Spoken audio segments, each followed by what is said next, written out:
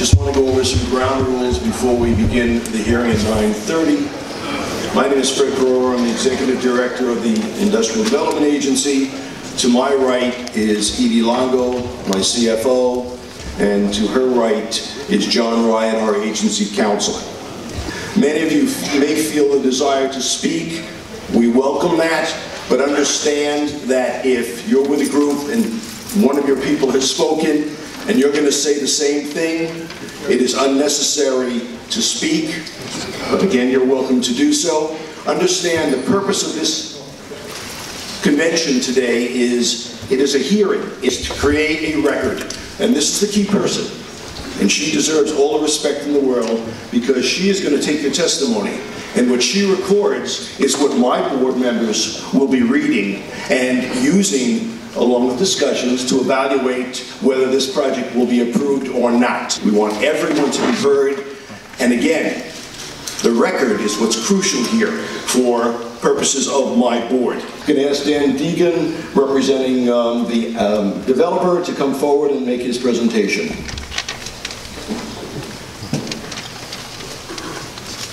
My name is Dan Deegan. I'm with the law firm of Porcelli, Curto, Deegan in Uniondale. I'm the attorney for the applicant, Renaissance Downtowns, LLC. I want to thank the staff of the IDA for conducting this hearing, and we appreciate the opportunity to be heard and make clear what we to the IDA board and to the public the benefits of this project. The applicant here is Renaissance Downtowns Urban America, LLC. That's a partnership that's comprised of 3 different companies. We have Renaissance Downtowns, which Don Monti is the CEO. They've completed over 80 projects and are the master developer in several municipalities. RXR Realty, with Scott Reckler and Mike Natoro at the helm. Scott Finsky is the Executive Vice President. He's here today. RXR is a well-known entity in these parts. They've developed and are managed over 23 million square feet of development. And finally, we have Urban America, which is headed up by Richmond McCoy. Urban America is one of the largest African-American developers in the country. Renaissance and RXR together have been named master developer by the city of New Rochelle for 10.7 million square feet of new development that's currently underway, and by several other municipalities for major development projects in the region, including Huntington Station and Riverside and Southampton here on Long Island. This application to the IDA is for what's known as the Phase 1 project, which is the catalyst for a $2.5 billion redevelopment opportunity for the village of Hempstead and for the region. It is a downtown, transit-oriented development on the corner of Washington and Front Street, right across the street from where we're standing right now. It's important to note, that we're going to hear throughout our presentation, is that this is a property that's been off the tax rolls for over 50 years. It's historically been owned by the village. This Phase 1 project consists of a brand new construction, multi-family apartment building, and also the renovation, $2 million renovation of the existing parking garage, which has fallen into disrepair, which is located on the site. The project will create 891 full-time construction jobs and ultimately 11 permanent jobs. And we're talking about just the Phase 1 development at this point, which is the project before the board at this point. As you will hear, this Phase 1 project has been fully vetted. It's gone through an extensive secret process. All impacts have been evaluated at the village and county level, including traffic impacts, sewers, school district, and municipal services. Based on that vetting, the planning board has issued a site plan approval, and the site plan approval is now in place. Additionally, a building permit has now been issued. This project is ready to go. The Phase 1 project alone, as approved by the village and the county, represents over $850 million in positive economic development impact to the village. You'll hear more on that later in our presentation. The project about which I am testifying today is literally in our backyard, a place about which all of us care very deeply. As a sign of this commitment, when I joined RXR in 2013, the very first place that Scott asked me to visit was the village.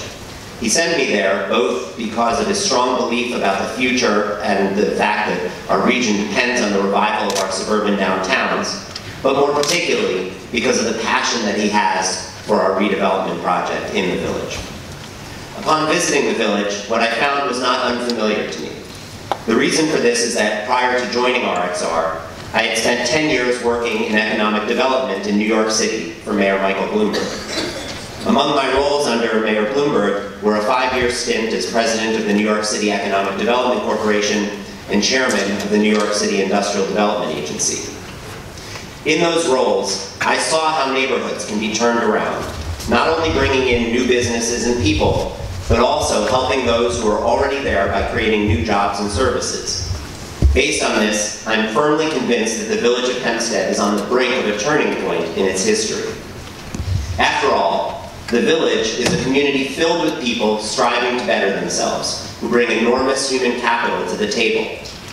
Meanwhile, the leadership of the village, after nearly a decade of hard work, including 5 years in partnership with RDUA, has enacted a blueprint for success that is literally ready to launch. A blueprint that is ultimately expected to create 12,000 construction jobs and 6,000 permanent jobs, 25% of which are to be targeted to local residents and contractors. That's 18,000 construction and permanent jobs in a village that desperately needs every one of them. And the good news? The blueprint has already begun to yield tangible results. Thanks to the blueprint, RDUA has already invested some $12 million into the village's redevelopment. Thanks to the blueprint, the village has secured $25 million in new sewer funding. And thanks to the blueprint, the village is now well positioned to win a statewide competition launched by Governor Cuomo that will award up to $10 million to one downtown in each of 10 regions across the state, including Long Island. However, what is critical if Hempstead hopes to win the governor's competition, and what is critical more generally if the village is to secure all of the incremental tax revenue, new jobs, and new housing and business activity associated with the redevelopment plan, is for the village to get the first project in the ground. And to get the first project in the ground, there is one more piece that needs to fall into place: the benefits that RDUA is requesting from the town of Hempstead IDA. Incidentally, on property, as Dan mentioned, that has historically generated no tax revenue.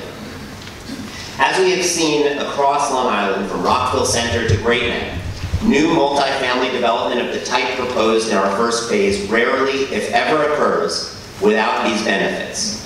The reason for this is simple. Namely, the economics of such projects are otherwise too challenging. This has implicitly been acknowledged by the Hempstead IDA when it has awarded pilots to projects in other areas under its jurisdiction. Clearly, the case for such pilots in more disadvantaged areas, such as the village, is only more compelling. Put simply, in a community such as the village, where little private development has occurred in decades, catalyzing just the first phase of development with its $100 million in private investment, 336 new housing units, and 900 plus jobs would be extraordinarily meaningful. However, when one layers on top of this this first phase, the wave of investment that it will unleash, not only will this pilot be meaningful, it will be transformative, more than paying for itself over time out of the $2.5 billion in economic impact that it is expected to unlock. Today, Hempstead has a real opportunity before it. All of the ingredients are in place for success: great human capital, a local government that has adopted pro-growth policies and put in place the largest approved redevelopment plan for a downtown in Long Island's history, and private capital that is ready to be deployed. Only one more piece needs to fall into place. I hope that, as it has done for so many other projects across Hempstead, the town of Hempstead IDA will come through for the village, choosing to support phase 1 of the village's redevelopment plan. Doing so, I believe, will send a powerful signal that both the town and village are open for business and ready for investment. We had to give the residents in this village some hope. I felt that I had to think outside of the box, doing something different, and knowing if you think outside the box and it goes against what people think, you're going to get a lot of opposition. But it was my vision that I wanted to make Hempstead that destination point where people would want to come and live. And in the last year or two, our crime rate has dropped over 30%. And our village police force is doing a great job. Also, with this redevelopment that's going to create over 18,000 jobs, and also with a community benefit agreement that's going to give our residents 25% of the jobs, women and minority contractors 25% of the jobs. And just on a sidebar here is that, you know, some of the electeds that gave you a letter of opposition are the ones that are sending residents to Mr. Benjamin, who's in charge of signing people up for the potential jobs, sending hundreds of people, residents in our village, to him for this job. So to me, it was kind of a contradiction. But with this redevelopment, it's going to bring our hope to our village. It's going to bring the benefits, because right now that land is not giving any revenue to the village of Hempstead. As I said earlier, we have created a community benefit agreement for our residents. We also are in line for a $10 million grant. I'm not saying that we are going to win the grant, but we are in line. If the IDA approves this pilot, we will have the potential of a $10 million grant that will train, job training for our residents. Because if you ride around our village, you see many people just standing around doing nothing. For some people in the downtown area falling down because there's no hope. They have nowhere to go. They have no job training. Unfortunately, in our village, some of our young people have gotten themselves in trouble with the law. And when they do come back from being incarcerated, they can't get a job. With this job, we are going to give those folks a second chance. It's important that the IDA approves this pilot. I know you're thinking, well, you know, Mr. Mayor, you've been here before protesting pilots. This is a different type of pilot that you get. This is a pilot that's going to guarantee the jobs for our residents. The other pilots that you have given were pilots that were already on the tax roll, paying full taxes, and then all of a sudden they taken off and had no potential of giving jobs or creating jobs. So I'm asking the IDA board, give us the same opportunity that you have given Mineola, that you have given Rockville Center, the same financial assistance that you have given those villas, because we so desperately need to give our residents jobs, and this is the hope that we need for the future of the village of Hempstead. I also want to thank our Deputy Speaker for passing legislation up in Albany that now give 4 of our residents representation on the IDA board. So again, we are asking that this pilot be approved, and so that we can go on and bring hope to our residents in the village of Hempstead. This is a win-win for the village of Hempstead. Thank you.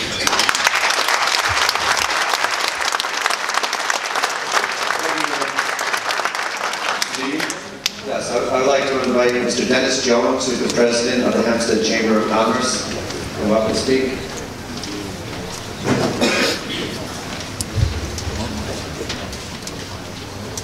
Jones, could you just give your address, please, sir? My address is 11 Circle Drive in Hempstead. Good morning. As the president of the Chamber of Commerce, what that means is that we look to the economic advancement of the village and the surroundings.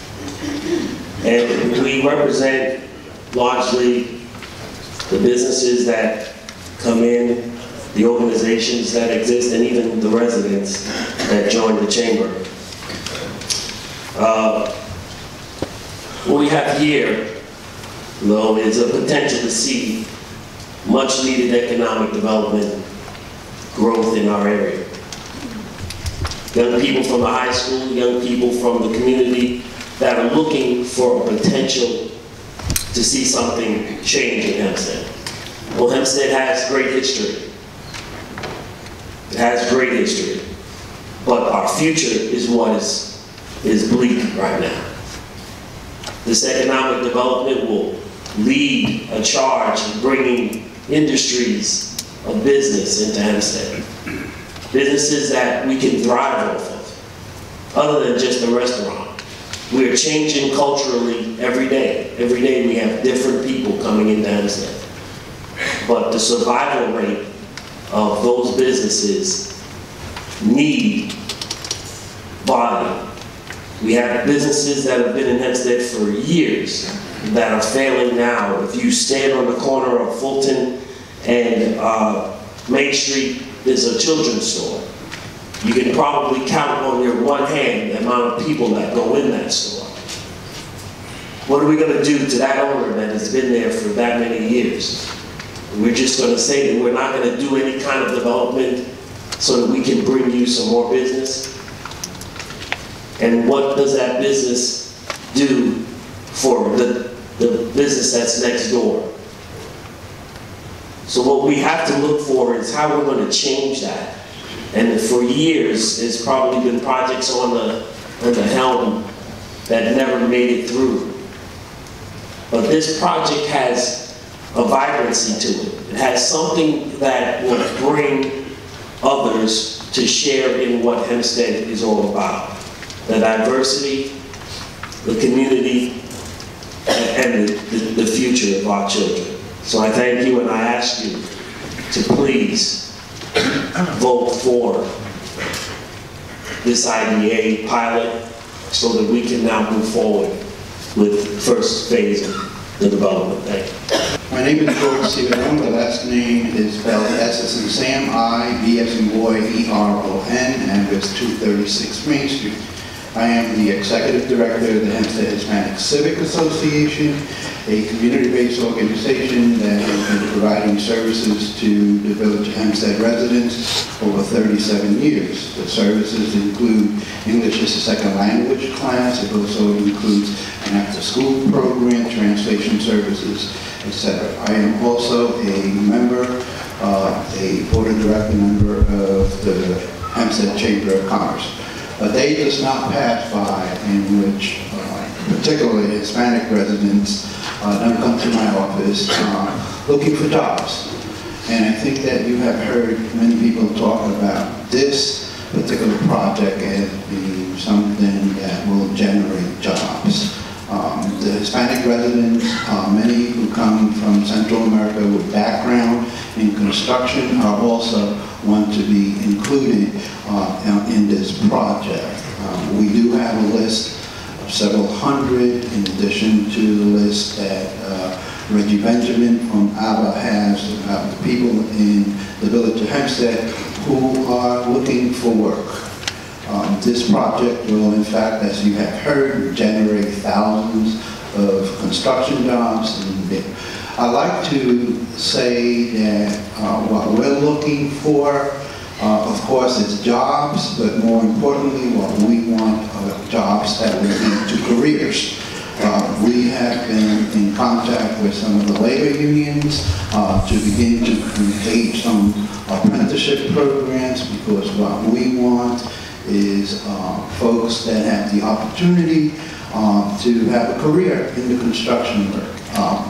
It's going to take anywhere from 10 years or so to complete all of the different phases. What we want is folks who get the construction jobs here to be able to move on to other construction sites throughout all of Long Island. In that way, they will be able to live and stay in the Village of Hempstead. Thank you. Thank you, sir. Thank you, sir.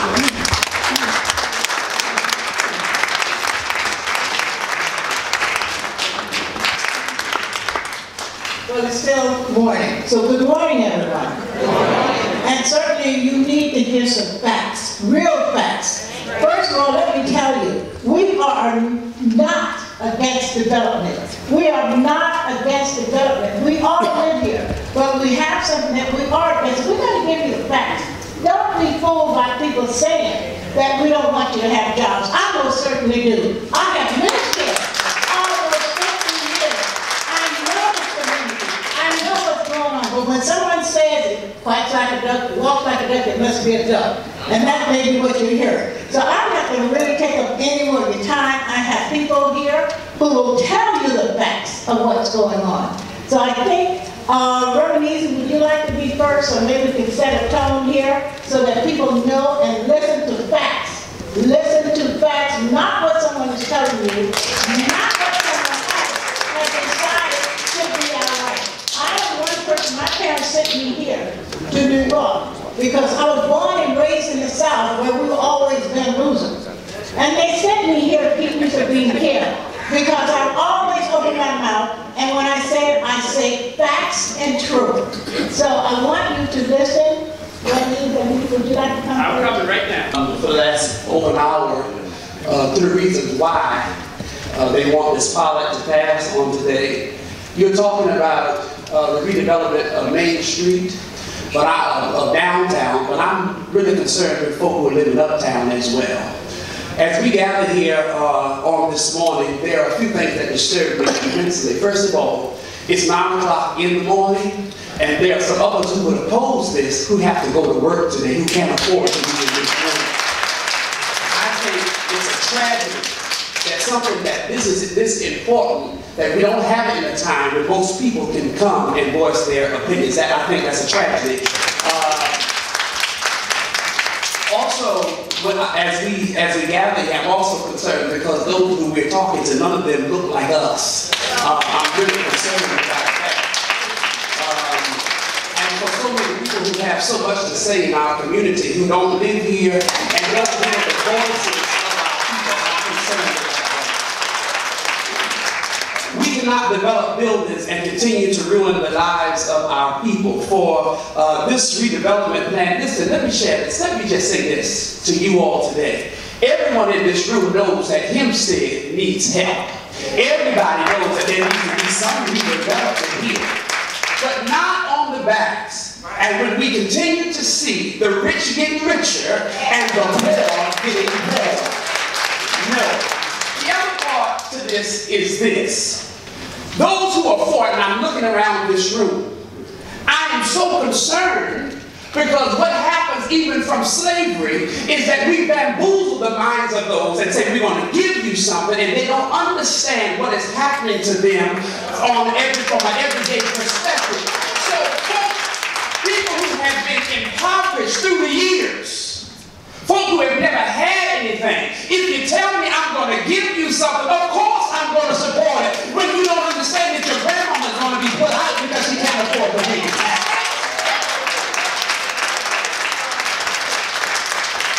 For a $20 million pilot, we are not receiving what we deserve here in this community. $20 million.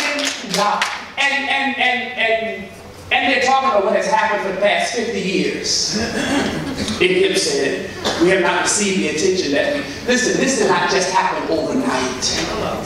And if you saw Hempstead going down 50 years ago, at least 25 years ago, you should have started doing something before it got to this point today.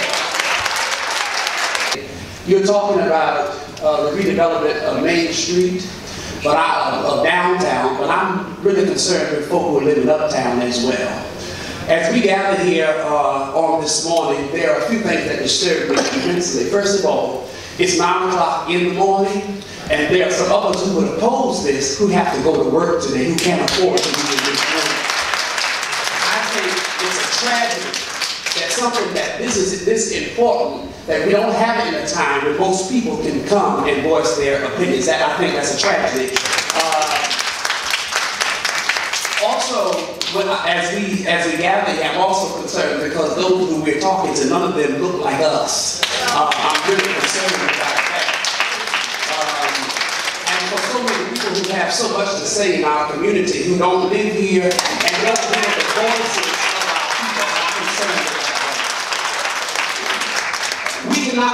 buildings and continue to ruin the lives of our people for this redevelopment plan. Listen, let me share this. Let me just say this to you all today. Everyone in this room knows that Hempstead needs help. Everybody knows that there needs to be some redevelopment here. But not on the backs. And when we continue to see the rich getting richer and the poor getting poorer. No. The other part to this is this.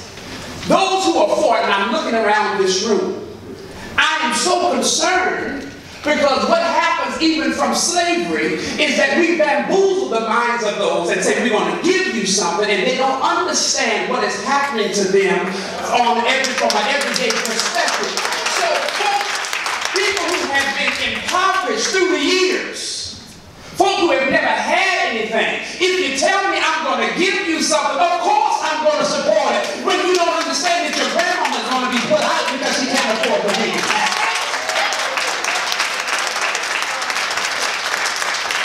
For a $20 million pilot, we are not receiving what we deserve here in this community.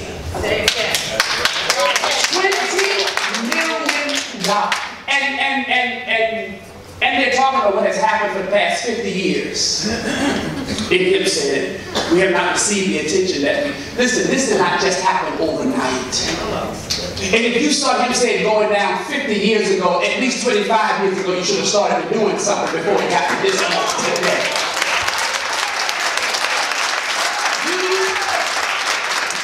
So we're talking about who goes to Mr. Benjamin to get jobs. But let me tell you, I know the people who are coming to me who are losing their homes. I know folks who are coming to me every day for help because they need help to live here. If this goes through, and they keep telling me, listen, we've been bamboozled before, so we know what it looks like and what it feels like. But if the pilot happens to go through, eventually you will already know that our taxes, I don't care what they say, you already know that our taxes. We already know that. And we need you all to understand that when this happens, it's going to have not only the positive effect, we see some of that, we understand that. So we're not against this totally. What I'm trying to share with you, our people just cannot afford it.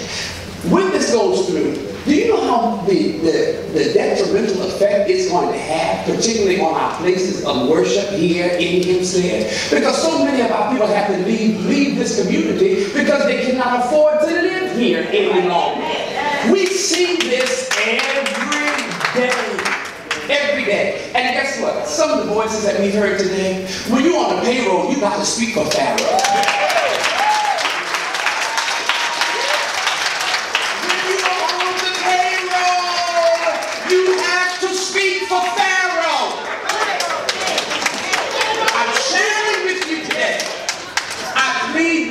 Today, to take in consideration the least of these. Take into consideration that we all want a better Hempstead. Listen, and let me share something.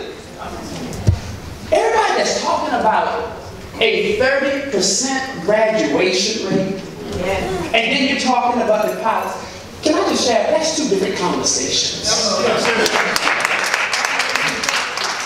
Do not have the audacity to sit here before us as though we're uneducated and unprepared, to talk to us today about a 30% grad, a 37%. They're two different conversations which coincide oftentimes, but they're two different conversations. Today, that's not the conversation. Today, the conversation is that Hempstead cannot afford another $20 million pilot case for example.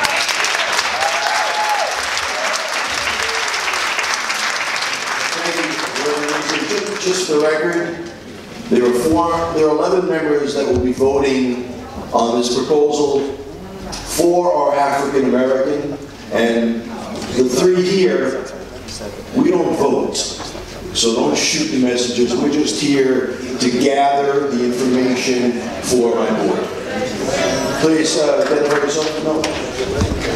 My name is Mikael Wright-Hodges. I am the president of Rise and Shine. It is a nonprofit organization geared towards giving people, those in need, a hand up. I am not here to speak for the project or against the project. I am here on behalf of the seniors that's graduating from the high schools now. Even though there is a low graduation rate, these projects will take months upon years before they're completed. I am speaking for the teens now that's going to graduate and hope to raise an awareness that these teens still need a hand up when they graduate to go and search for a job, get a job, return to that community, and spend that money there.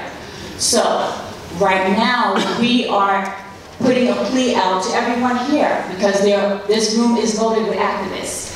So we hope in the meantime, while you hash out the details for this project, that you will remember the teens that's graduating out of high school. They need a hand up. A hand up meaning that they need that transportation to go and search for that job, get the job, earn the money to buy books and supplies for college. So then those same teams that get the education, they will return back here to Hempstead and help us stand up correctly. Can you speak? Please, sir. Okay, good afternoon, everyone. My name is Lamont Johnson. I'm the current president of Hempstead School Board. I want to clear up a couple of things about this village of Hempstead. I've been a resident for 44 years, that's every day of my life. So I am a stakeholder. I'm a person that's given most of my life has been serving the community in different capacities. I want to say this in regards to this development. You know, we have a board, we have a mayor that promised things for more than 10 years. We're going to do this, we're going to do that. And since Mayor Garner left, I haven't seen any development.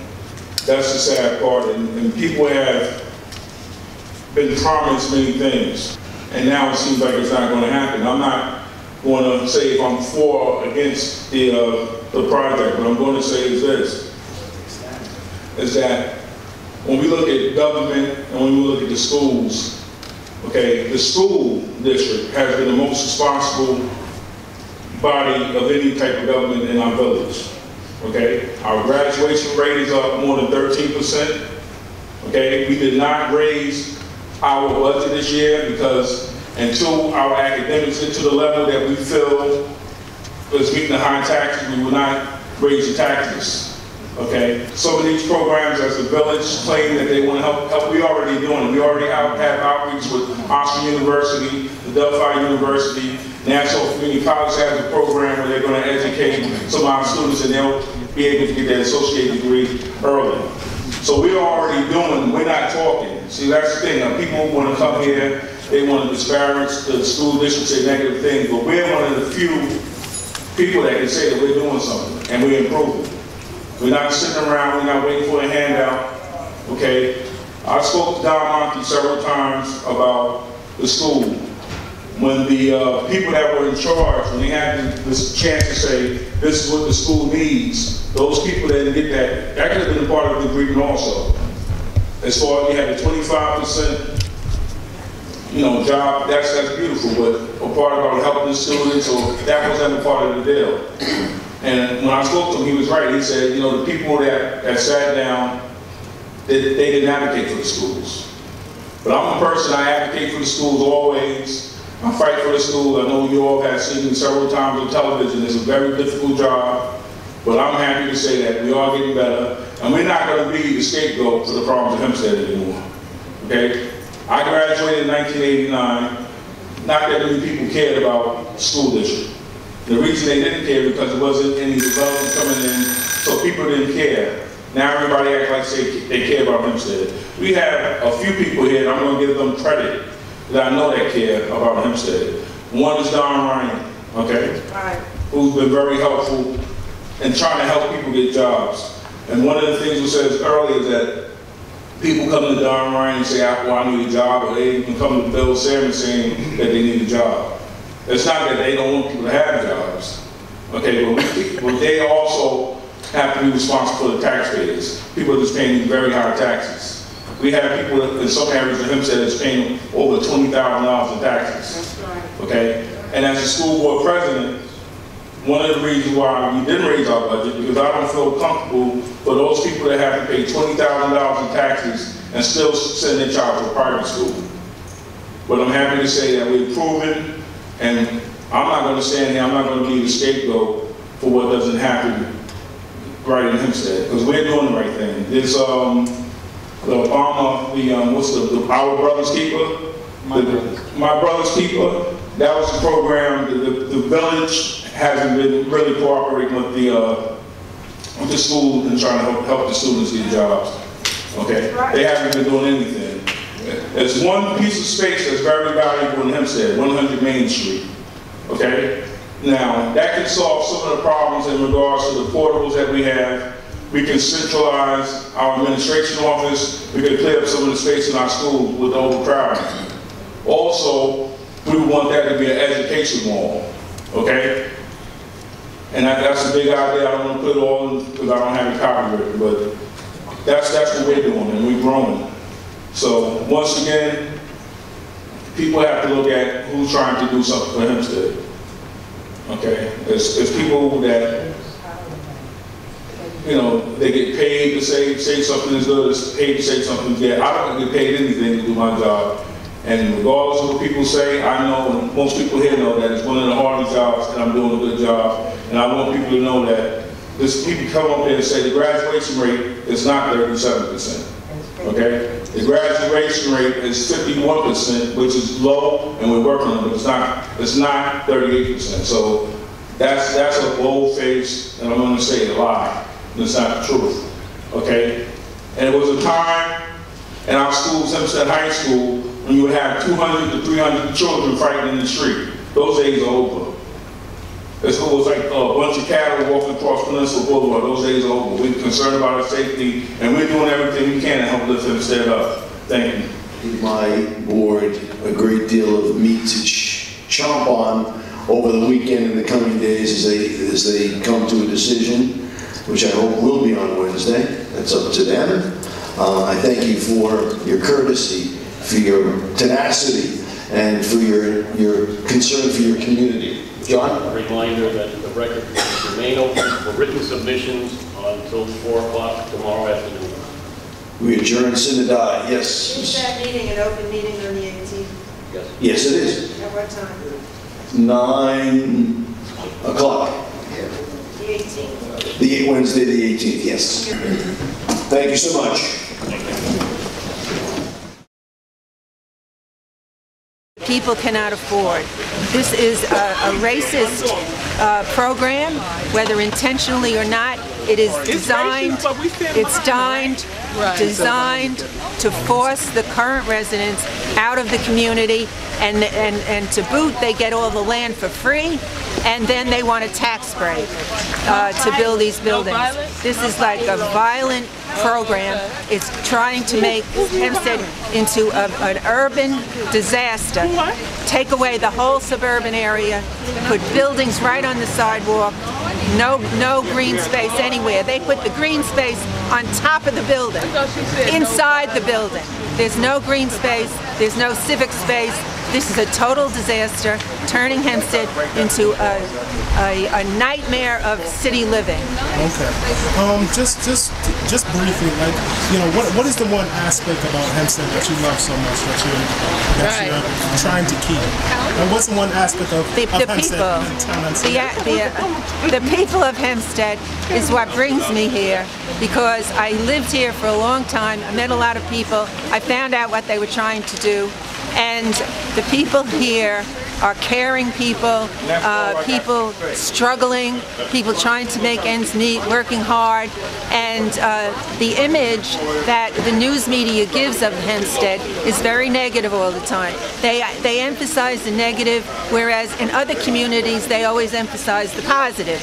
In Hempstead there are so many positive, there are so many wonderful people, hardworking, caring people, and they're going to suffer from this disaster that's being brought in by the Renaissance group. I mean, they could have made millions of dollars on this project and will still do, money more than they can handle if they were to concentrate on a certain section at one at a time. The upper Main Street that has so many parcels there is, as I say, it's a game changer in itself. And instead of developing that, they were allowed to go into other areas. So they covered the whole. The governance of Hempstead is changing. Hempstead is now under corporate management. It's not under political management anymore. It's under corporation. It's under corporate management. It's big company takeover. Okay. And you know what? With small towns, you see that, especially small towns outside of big cities, you see that happening a lot. Like, we can't forget, like, we're 5 minutes away from New York City. So this is not like a small, slow town. Yes. We have the same culture as New York City. Yes. So, and a lot of people from the city move out here. Yes. So we move, it's a fast-paced, this is a fast-paced small town. Yes, yes. It's not a small, it's not a slow-paced town. Yes. This town moves quick. Yes. This town moves just like Queens. Yes. Queens is 5 minutes away. So with that being said, it's like, population is going to increase. Yes. So they was complaining about, you know, oh, it's too many people going to come in. That's part of life. People going to come in. You will want people to come in. Oh, it's going to overpopulate. You're 5 minutes from New York City, the biggest city in the world. Of course they're going to trickle down into this town. Clearly, and Hempstead benefits from its proximity to the city, right? Absolutely. Right? But there are still other issues to be considered. Take, for instance, the very parking lots that have been up for sale, okay, and have been given to this project. If you stop to think, it was the decision of the village to turn a lot of these buildings into parking lot spaces. It was the policy in the 1990s, right? So when you hear that... The village made bad policies. They did. They made terrible policies. And part of the rationale was that they said that the people who shop in, they need parking. Right?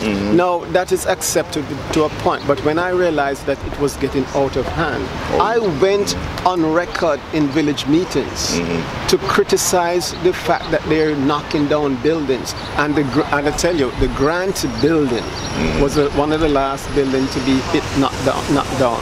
And it's next to the burial ground. Oh, okay. There was a store there, a complex there, right? And that was knocked down and turned into a parking lot. Right. Why, if you look right across the road from that now, is the Woolworth building. That building has been virtually abandoned for near 20 years now. And one of my concerns is that instead of the urban renaissance, developing some fresh new space, let's start with developing buildings like Woolworths. That has been empty and has been an eyesore in the village for 20 odd years. Yeah, that's a fact. The mayor comes out of his office and he looks, he cannot help but see the Grant building there that is decadent. Well, you know, I mean, they made so many bad political choices in the 90s that now it's like, they don't want to even make a good, they don't even know how to make a good choice. Yes. They made so many bad decisions in the 90s. Like you know, now they want to deny this product for some reason, but you pass every other product. Like, it's a whole bunch of funny stuff going. It's a bunch of funny business. It's you know, it's a bunch of politics, not politics, it's politics. You know, and Hempstead has been doing so much funny politics for so long, now it's catching up, and the people is identifying it. And people are like, dang, we don't want to do anything out here no more. Well, as I said, the real problem is how the deal has been structured, right? Yeah. How this wealthy group has been given land free. Listen, this is serious. Well, who made that decision, though? It was downtown, the politicians down. See, that's more of the funny business, but that was on them. Like, they did that. Yes. You know what I'm saying? And in addition to I can't blame Don Monty. If they'd have gave me the land for free, I'd have took it too. He would have taken it too, yes. You know? And the thing is that Monty said that, listen, we have the funds. 6, 7, 8 years ago, they're making statements that they have the funds to, they don't need village money to develop anything because they, and I said, oh my goodness, if this group has the funds, that's half their problem solved. That's more than half. Now they're trying to get the pilot. No, they're trying to get the pilot. Right. So people are not... Everybody's not being 100%. Yes. But I am for development, but the right type of development. The right type of development. I think it's like, you know what? Maybe it's like that lady said. Maybe that one lady, I forgot her name, Patricia or something. But she said maybe he should use his own money for the maybe he should not ask for a pilot. Just do it. Yes. Just do it. So that's a good step.